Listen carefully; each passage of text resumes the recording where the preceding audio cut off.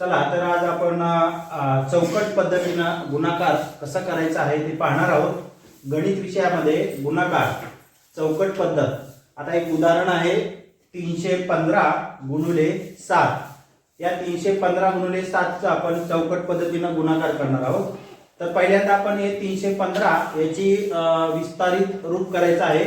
म्हणजे 315 विस्तारित रूप आहे 300 अधिक 10 अधिक 5 म्हणजे त्याचे विस्तारित रूप झाले आहे. तर त्याला गुणिले 7 यांनी गुणाकार करायचा आहे. तर चौकट टी मध्ये आपण या अंक लिहायचे आहेत. प्रथमतः इथे गुणाकाराचं चिन्ह द्या. त्यानंतर हे 300 या चौकोनातल्या या चौकटीमध्ये लिहा. त्यानंतर हे 10 इथे लिहा 10. त्यानंतर हे 5 इथे लिहा आणि आपल्याला गुणाकार या 7 नी करायचा आहे.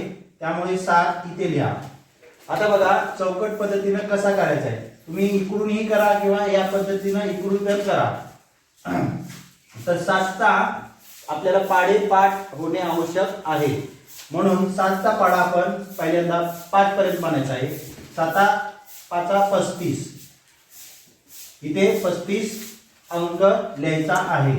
त्यानंतर 7चा पाढा 7 नी परत शून्याला गुणायचा आहे. 7 नी 1 ला 7 0 0 7 1 7 1 7 70. त्यानंतर 7 नी परत इकडे 0 7 0 0 7 0 0 7 3 21. अशा पद्धतीने या चौकटीमध्ये हे अंक येतात. आता काय करायचं आहे आपण हे चौकट ही चौकट आणि ही चौकट यांची बेरीज करायची आहे. बघा 2100 अधिक पुढे 70 अधिक पुढे 35.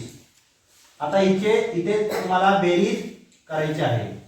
आता 0 0 5 7 0 7 आणि 3 किती झाले 10.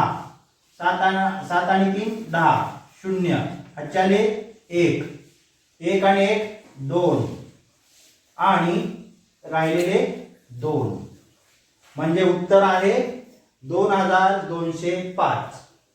उत्तर किती आहे 2205.